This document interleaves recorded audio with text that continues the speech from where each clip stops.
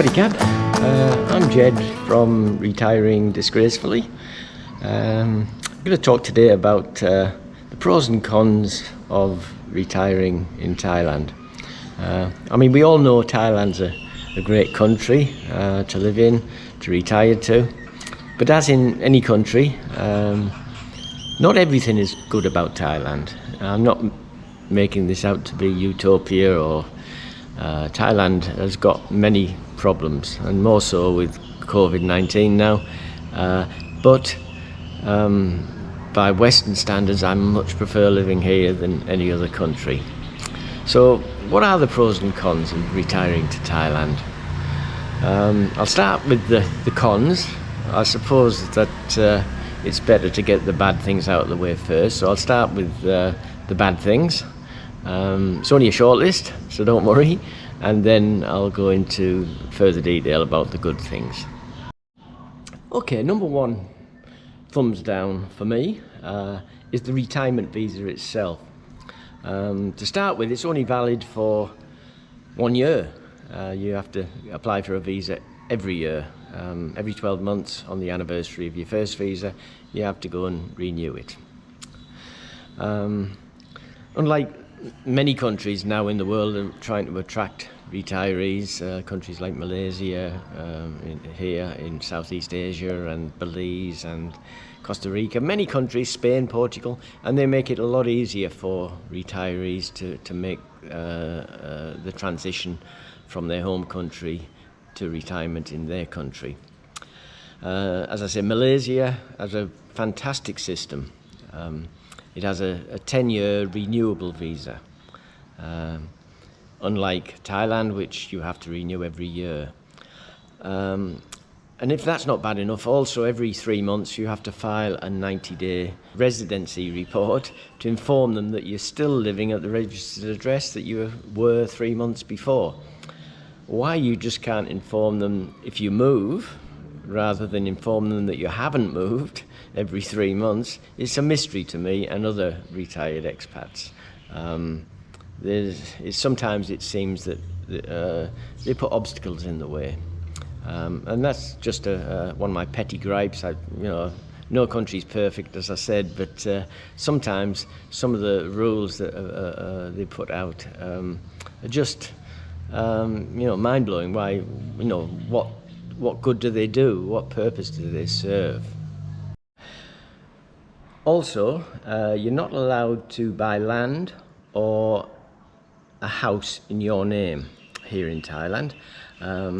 You can buy it in a company name. You can form a company, which I'm not 100% sure of the rules. It's not something I'm familiar with.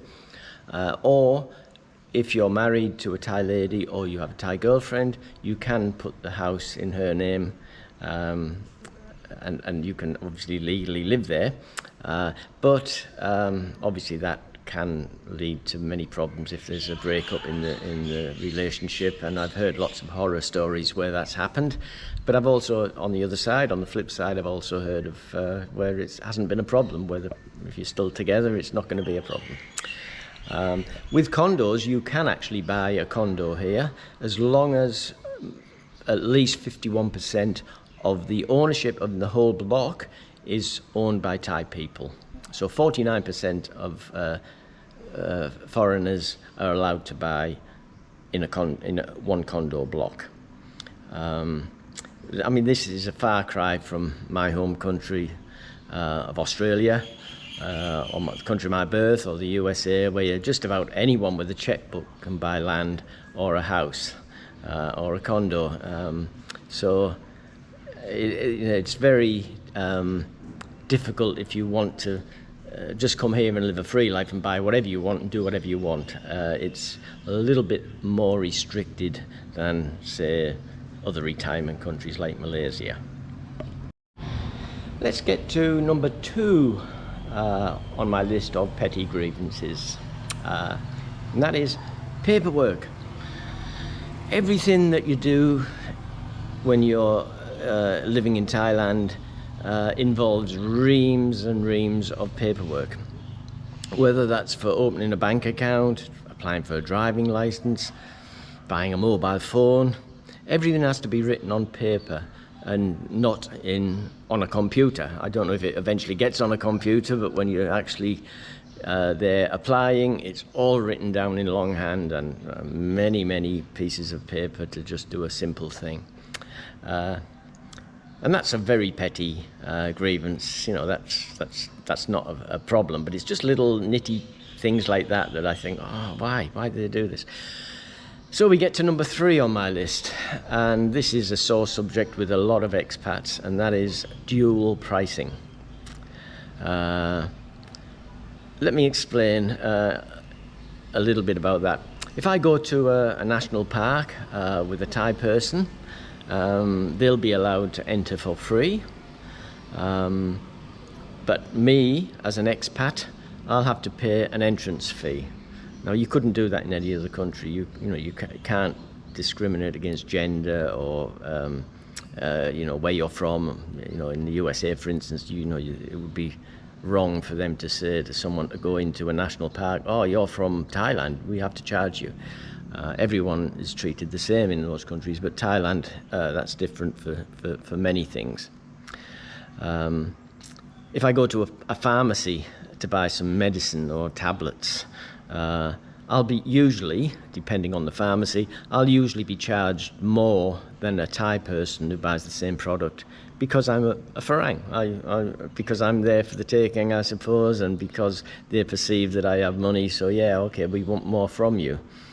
So what I do to get around that, if I need some medicine or anything like that from a pharmacy, I'll usually ask a Thai person, a Thai friend, to go to the pharmacy and get it for me, and that way I can get it at the right price and not get scammed, because virtually that's what it is, it's a scam. But that's another petty thing. It's not a big deal, just these things, you shouldn't let them affect your decision whether to come to a country or not. These are just things which you'll find in other countries too, I suppose, but Thailand doesn't have that many bad things going for it to make you think, oh no, I don't want to live there. So that brings us to number 4 on the list, which is the Thai government. The elected government was overthrown in a coup about 7 years ago. The army government came in and took over the government, and they were supposed to leave with it after 4 years. That was the promise. They said they were just going to come in and get rid of the other government who they perceived as being corrupt. Nothing really changed when they came in. The army came in, but there again, that's governments for you. Then about 2 or 3 years ago, they had an election, but it was a dubious result, and the army government got back in, and they're still running the country to this day in 2021. The majority of people that I've spoken to don't want the army to govern them, but they can't seem to find a way to replace them. The problem is that they run the country army style, and there's not much room for the Thai people to have their say or to have much influence on government, how to govern their own country. With it being an army government, it's pretty much strict and regulated, because that's the army way. The army are strict and they're regulated, and everything is done by the book, and that tends to be the way things are here with the government in Thailand. And obviously that affects expats as much as it affects local Thai people. So now we come to number 5 on my list, which is corruption within the country, in government departments and the police force mainly. I'm often pulled up by the police for driving while being a Farang. I've broken the law of driving while being a Farang. I'll be pulled up, and I can watch 4 10-year-old school kids drive past me on a motorbike, none of them wearing helmets, and they won't be stopped. But I'm stopped because I'm Farang. The reason, of course, is that 4 school kids on a motorbike don't have any money to pay a fine, whereas if you can stop an expat and find a perceived traffic offence, then the policeman can probably impose a fine that will supplement his low wage. So we're sort of, being an expat or a Farang, and you stand out a little bit driving a motorbike, then there's a good chance that you can be pulled up and fined for something which they can say you were speeding when you weren't. They check your driving license, of course. They're hoping that you'll be driving on a foreign driving license, so they can say, oh, no, you have to pay a fine.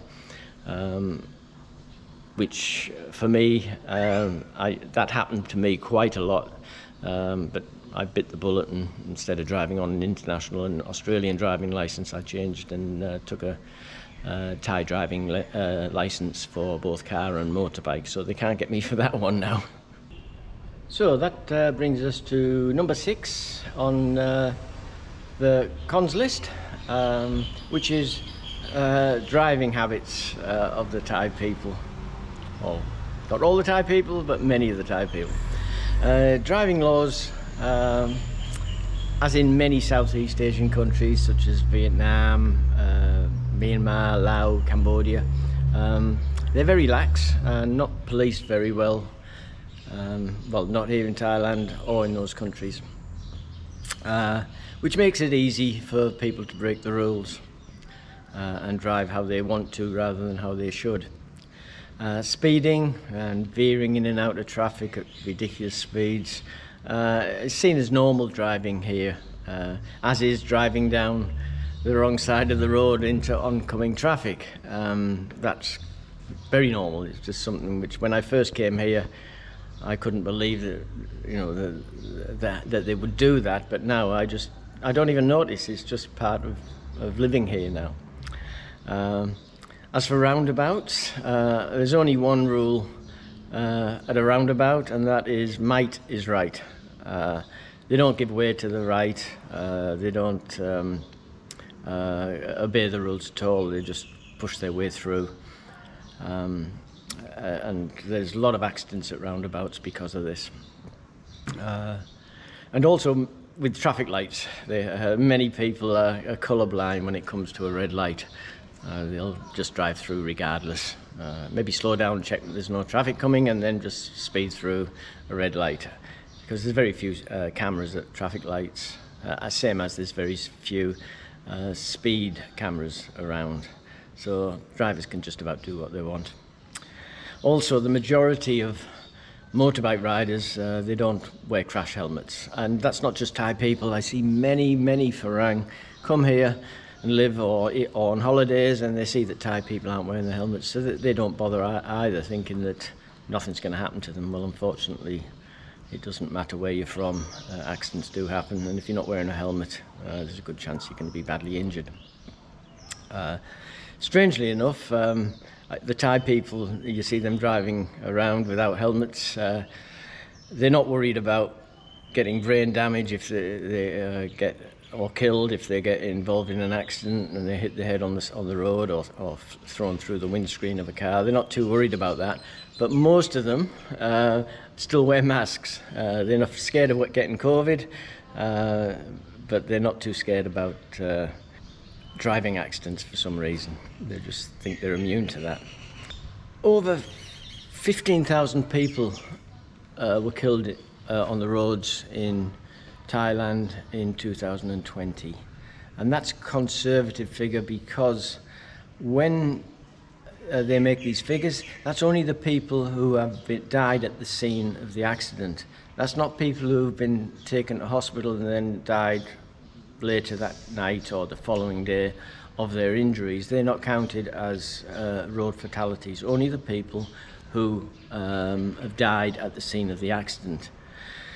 So, that's it's a frightening figure. 15,000, which is probably maybe another quarter on that. So it could be 20,000 people a year die from road accidents.